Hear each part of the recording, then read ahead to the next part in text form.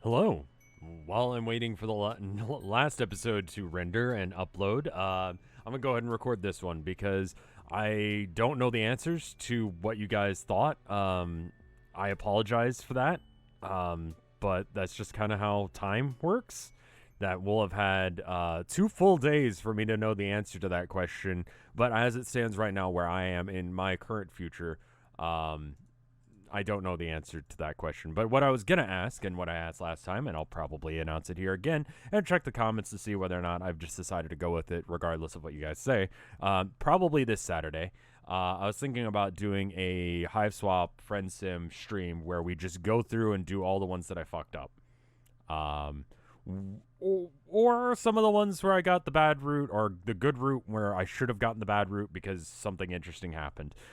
So if you care about XYZ character, let me know who, and then we can go back and we can change that. Like, I can go and like play the specific ones that people actually give a shit about, and that allows me to skip, I don't know, all of the ones that people don't care about. And then, if people care about them, we can go back and do them on the second round. Because I think I'm going to have to do a second round. Because, yeah, these ones have been recorded. But, what about the ones that are in the future before the actual Hiveswap Friend Sim part? The second season comes out, Not the Friend Sim, just the Hiveswap thing. Anyway, this chick, I'm going to go with chick. Having learned the dangers of using public thoroughfares, you've taken to dodging down byways and skulking in rear areas, trying to spy out individuals who are ripe for friendship while avoiding more criminally insane citizens. Just now, you're following a winding path through undergrowth surrounding a neighborhood where the local hives are spaced far apart. You came creeping along this footpath for safety. You could have known better, or should have known better. The undergrowth here is like most other life forms on Alternia, evolved to ruthless purge gene pool to the weak and the reasonable. Coiled, spring-loaded stalks with foot-long thorns flank withering bushes with razor-edged leaves. I had the words, but they were in other orders. Which, in turn, tentacled flori with toothed lobes, oozing liquid that hisses and smokes when it touches the ground. Extreme caution is needed, just as it's needed in every circumstance on this planet. While your time Alternia has gotten you accustomed to injuries, you still shrink from being impaled or sprung thorns and dissolved into acid. You should have known that eventually you would have to come up against local flora, so you could proceed discreetly, avoiding poison fronds and trying not to step on trigger roots. You suddenly hear a vegetative focus is interrupted. Suddenly, your vegetative focus is interrupted. You hear footsteps on the path, and then around the corner comes a small figure.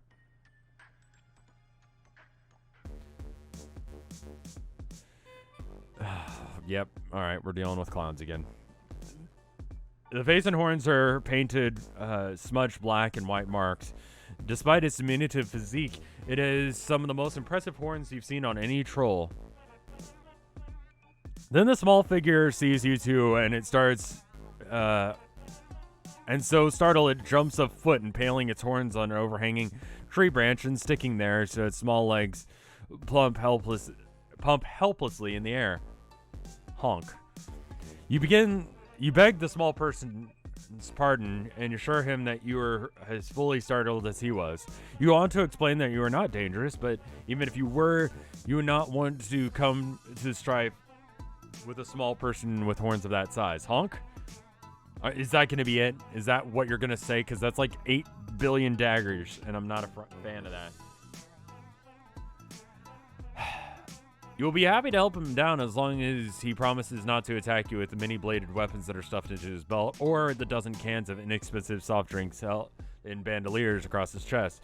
It strikes you suddenly that a neighborly gesture like helping someone whose horns are stuck in a tree branch can scarcely fail to kindle the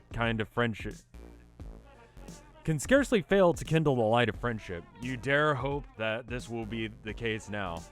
Edging forward, you get close enough to see that around the small clown's neck hangs a dog tag or ID necklace. You tilt your head and crane your neck to read it, writing on it. Karoko Pirat. If lost, called Bronya Ursuma. Oh, Bronya.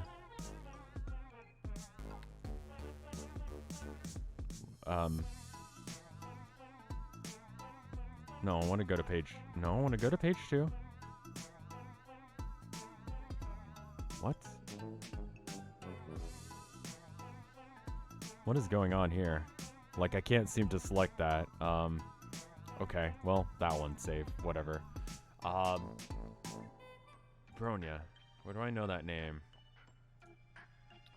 I gotta go back and check. Hold on one sec. Was this...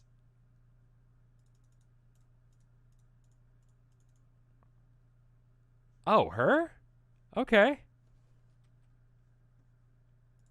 What? Okay. Suddenly it makes sense. This is Karoko Pirat. Must be one of Bronya's reject runt wrigglers who have grown to childhood under her tender care. Has gone out into the world to seek his fortune. Would account for his small size, short legs, and small stature relative to his horns. I think there was like a part of her path that I didn't see where, like, you know, she secretly raises the runts that she's not supposed to. You eagerly pull out your palm husk, happy for an excuse to pester an old friend, but you've got zero signal here. You wonder if the surrounding vegetation eats palm husk signals, just like it looks like it eats everything else, so you disappointedly slip your palm husk back into your pocket. Honk. You apologize for the delay, explaining that you were surprised to find that you appear to have an acquaintance in common, whom you hope will have time to discuss this later. For now, you're ready, willing, and hopefully able to help him down.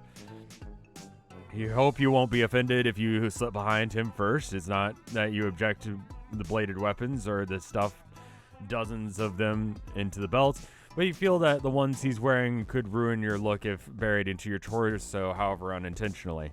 You edge past the weapons, being careful also to not touch the spring thorns growing on the edge of the path or the trigger roots. Once you're behind Kekro, you grasp his horns firmly and pull, withdrawing them from the tree branch, allowing him to drop lightly onto the ground. Honk. You tell him that he's very welcome, and that there's a moment of awkward silence as you try and think of something else to say. Fortunately, your new potential friend is not as devoid of social graces as you are and gets conversational ball rolling himself. You explain that you are indeed a stranger in these parts, and you actually don't fit into any of the hemo spectrum categories. Wild, right? Though you're not quite sure as strange as you used to be, you'd like to think. You're really starting to blend in with your local color. Honk. Well, I mean, you'd rather not exhibit your blood just now. It's a couple of quarts low due to robust conditions on the life of Alternia, some of which you have recently had the honor of encountering. You sympathize. Slinking along these hidden paths in Alternian woods can be rough on the morale. The smell alone is enough to make strong men weep. The vegetation looks like it was designed by Marquise de Salade. Not that you know that he knows who Marquise de Salade is.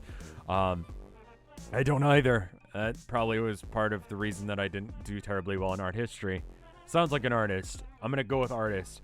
You can't help but feel that it would be so much better if you could only have a soul buddy with you to continue. How wonderful it would be to travel these dusky lanes with a kindred spirit, the twin souls, a fellow traveler, an intimate crony, just an expert on friend synonyms by now. No, you haven't met anyone like that either, but you would certainly like to. Your potential friend is obviously thinking spaciously about this issue, so you back off. Give him space. You pretend you're deeply immersed in studying one of the razor-sharp leaves on one of the writhing bushes beside the path. You're not one to force yourself on others or try to unduly influence their friendship decisions.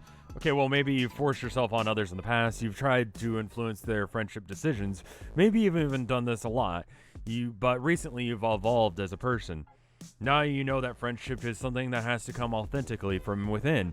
Friendship is spontaneous. Real friendship sprouts naturally from the soil of mutual respect.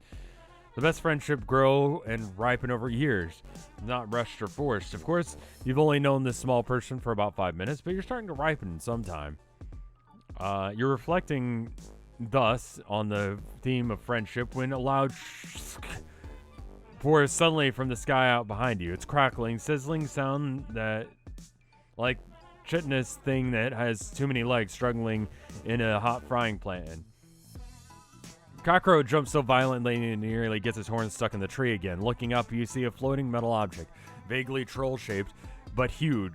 Faceless metal, with numerous sets of lightning bolt-shaped horns coming out of its head and neck. There's also not a sparkling conversationalist remarks in a flat, echoing blare. It elaborates further. Honk. I mean, we're both gonna get cold. So let's go and help him. You know, strength in numbers. And if that doesn't work, I don't know. You leap to your proto-friend's aid. Thinking quickly, you push Scarecrow into a large rock that juts out into the undergrowth nearby and jump in front of him, shielding him from the drone with your body. Then you pretend to be leaning against the rock in an attitude of tranquil repose. Several of the bladed weapons in Scarecrow's belt poke you in the ass, but you don't let this show on your face. Instead, you yawn elaborately and check your wristwatch. You don't have a wristwatch, but you don't think that drones know what a wristwatch is anyway. You pretend to smoke a non-existent cigarette, again, not giving away that because drones don't know what a cigarette is either. But the drone has apparently taken an interest in you. It floats down between the trees and undergrowth and hovers above the path several meters from where you're pretending to relax against a rock after a long day of hiking through scenic shit-smell forest. A quite terrifying sight, actually. The drone observes soullessly, making Scarecrow jump so that several of your internal organs are threatened. However, you maintain what you believe is the local populace would call a stiff upper whistle pillow. They probably fucking would call it that. Also, that video... Tuesday's video is not getting uploaded on time. You already knew that, but it's like halfway rendered at this point, and it's got 2 minutes, and I don't think I can upload a video in 2 minutes, so cool. Sorry it was late then. The drone's blank metal head studies you, or could be studying something in the opposite direction, or even talking to taking the drone equivalent of a piss. You can't really tell from its expression because it has no features to make expressions with. This examination or non-examination continues for some time. It would be really nice if they'd had art for the drone, because it's like the drones show up like fairly regularly. And I don't really have a clear idea what they look like. They were saying it looks like an oversized troll, and I just imagined it was like the drones from Half-Life 2, like walkers with like an insect sort of body and then a gun attached to that. Your diminutive potential friend is well hidden from view, and after a while, evidently concluding that you are an inanimate object that makes an uncountable gestures with its wrists and fingers, the drone floats upward again, gaining speed until the dreary whizzes off somewhere to find some other hapless, non-standard citizens to euthanize. When it's gone, you stand away from the rock and rub several sore places that have been pierced by bladed weapons. Let's hope they're not poisoned. You turn to Scarecrow to comment on the recent fervor, but stop when you see that when you see the look he is directing at you. A warm, admiring look, an affectionate and esteemed look, a look of friendship. Your first impulse is to throw your arms around him and lean in, but on second thought, remembering his pant arsenal, you put your hand out for a warm handshake. Victory is so close. That's not an alien thing, though.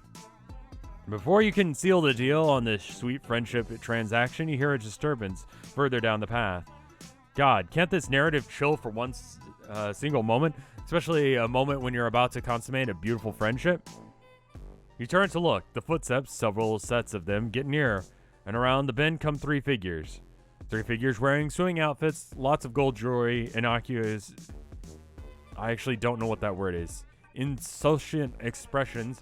3 figures with gills on. Oh, fuck. Those are like the water people, and the water people are super not friends. That's blue. 3 friends with gills on their necks and small stylized fins on their faces. Oh man, you finally happened upon a group of the legendary sea dwellers. They stop just short when they see you and Kakro, obviously startled. They study you. You study them. The fin-headed interloper 1, in a one-piece and diamond earrings, whispers to her companions, and all 3 burst out laughing. Fin-headed interloper 2, in a violet wetsuit and rings, slaps her thigh. Fin-headed interloper 3, in her checkered swimming trunks, holds her sides. Part of you is relieved. Laughter drives out the devil. Is the best medicine, and in any event is better than homicidal mania. On the other hand, the laughter isn't friendly. It's cold, mocking, and supercilious. These sea dwellers are obviously laughing at you, not with you. You notice Kakarot's cheeks flushing purple under his face paint. His jaws clenching, however, he just stares with stony dignity at the interlopers. This just makes them laugh harder. The first sea dweller says, "What are you two supposed to be? Shrimp Cassidy and the Skogames kid?" She says to her second companion. "Coalbait minnow and the mutant soft-shelled crab," says the third. "Looks like a minnowed one went down on the clown." Yeah, they read that right. Causing it to spread out another one. The sea dweller laughter is redoubled. You continue expressionless at the insult, but in your dismay, Kakarot's face is taking on a harsh, glowered look. You guess such a tiny dude has probably been victimized and bullied his whole life, and you happen to know there are no bullies like Alternian bullies. Honk. You don't tell him to let them talk all the shit they want. You don't provoke them. Don't let them provoke him. They're trying to get him to do something stupid. If he doesn't react, he'll be bored anyway. I mean, so I'm just saying, small acts of insurrection really shouldn't be like discouraged, right? By the people on the low end of the spectrum. Like, if you're red blood, you're going to get killed. So like, do your job, wash windows, whatever the fuck. If you get a chance to knock one off, kill a sea dweller, you know? Who's gonna find out? How are they gonna find out? Probably surveillance drones? The surveillance drones that are gonna just nuke you regardless if they find you? Like, literally, there's no downside here. Like, throw monkey wrenches into the work. I don't know. Just not a kind of guy who just takes stuff in stride like this. Honk. No, remember that drone. It's probably still around here somewhere. Touch a scale on their heads, and you could be rendered into mother grub feedstock. Hey, bottom feeders, no whispering when you're in the presence of your bathers. And you, little boy. Buoy? Is that meant to be like that? Is that like a water pun, or is that a typo? You is fairly far away from... Oh. So someone with large fingers could hit it, but they would also hit the eye. So I assume that's supposed to be there. Put a respectful expression on your recognition surface. Be more like your friend, the slender manatee over there. In fact, what is it that you two are still pumpicular? In the presence of sea dwellers, you should be bowed at right angulars. This first sea dweller seems to have an affinity for... Okay, that's supposed to be a sea pun. Okay. You bow to the sea dwellers. You have your dignity, but you also like not getting killed. Kakaro, or I'm probably not pronouncing his name right. I don't really give a shit. Remains stubbornly upright, his face getting angrier and purplier by the moment. The bladed weapons on his belt jingle from the enraged trembling. Oh, see the little... See, that doesn't work if you say it out loud, because it's spelled C, but it's pronounced C, just like... See the little clownfish? He's getting angry. Looks like he's about to shit his pants. What did I just tell you about your face, boy? Didn't your lusts teach you anything? I thought he even has a Lussus. A self-respecting Lussus wouldn't even let a little shrimp like that out of the hive. Unless if his Lussus is just effective. Yeah. See, homicidal purple clown has the right idea. Just murder them all. What do you got to lose? Lussus cracks are a little too much for Kakro. Ignoring your hissed warnings, he suddenly leaps snarling into the air and drawing bladed weapons from his belt in each hand and hurtles towards the sea dwellers. Honk honk.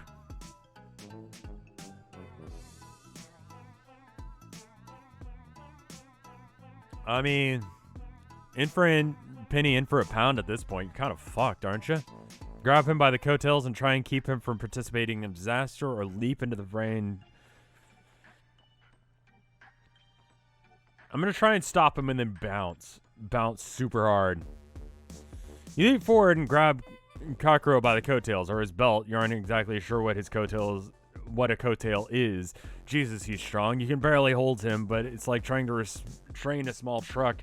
His legs rotate wildly, kicking up a cloud of dust. He brandishes his bladed weapons wildly in the direction of the sea dwellers. After a startled moment when they jump backwards, the sea dwellers have started to laugh again, coming with more stupid insults and fish puns. This is not helping. Kakro runs twice as hard, honks twice as loud, and shakes his weapons twice as threateningly. Hey, you shout to Kakro, trying to be heard above the fracas, holding on with all of your might and digging in your heels. You have half a mind to just let him go and pay the sea dwellers back for their insults, but you try and keep a cool head. You're doing your proto-friend much more good trying to restrain his wrath. Now that you've succeeded in wrapping your arms all around the way around him, now you're going to get in front of him, holding him back with straight arms, bellowing soothingly into his face and trying to avoid blading weapons that he's brandishing. It's not working. You can see from the contorted features, the bared teeth, and the distended nostrils with smoke coming out, the blazing eyes, that Kakro is getting more and more enraged. Suddenly, his rage seems to reach a kindling point, and his body vibrates violently. His eyes grow huge and round. Suddenly, from his body, something like a nuclear blast pressure wave of fear and violence sends you flying through the air like a scrap of paper in a gale. What the fuck, are you hallucinating? But you can see as you soar up above the path that the sea dwellers aren't laughing anymore. In fact, they're screaming in terror and fleeing wildly, blundering into the razor leaves, being impaled and spring-thorned and burned by pod acid, generally receiving the stern retribution that awaits assholes. Then your head collides with a tree branch and you're rendered unable to narrate for a while. You wake up lying in the dust. As consciousness returns, you realize that you're lying in a small path, and as it returns further, that a small clown-painted figure is seated next to you, quite calm now. He smiles fondly as he sees you sit up. Honk. Almost on cue with the music there. You smile in return and express relief that he is realizing that you're acting in his best interest, holding him back from the fin heads, and now, through largely because of his unexpected burst of clown sorcery or whatever that was, everything has turned out for the best. Kakro holds up his arms for a hug, but then remembers the bladed weapons on his belt and sticks out a hand. You shake it warmly. Weird gremlin friendship with the clown creature. The gold tooth was on the other side, though. Come on, game. I don't notice stuff like that. It went alright. Everyone lived except for the Fishbloods, who, it turns out, I hate. And I'm going to reiterate the point that someone has said that I'm like, well, I'm an Aquarius, right? I was born in February. So fuck you to everyone who's compared me to that fish dude, because I now know that by extension, I'm supposed to be like those assholes, and they just make shitty fish puns, and that's what he's like as well. Fuck you again. Scroll down in the comments, see if I've responded to this video and said that I'm going to do a video on Saturday. You might want to come back in a few hours as well, because I might have changed that. I can't comment on videos that haven't been published yet, which is dumb. which means that I can't preemptively promise that. But I'm gonna bet that people on Tuesday, which it's currently Tuesday for me, Thursday for y'all, wanted me to do this thing on Saturday. So it'll probably be on Saturday, and probably around 1-ish. I'll be doing Hiveswap Friend Sim live on twitch.tv/RevScarecrow. There would be a link in the description, but I'm trying something out as far as analytics on YouTube that I have a slight suspicion that YouTube is trying to kill my channel because I put links to my Twitch channel in the links in the description. So it's just references that you just go to twitch.tv/RevScarecrow, and that's where you can find it. It's not like that link was clickable in the first place. So anyway, I'll see you guys there on Saturday, probably, unless if I say otherwise. Bye.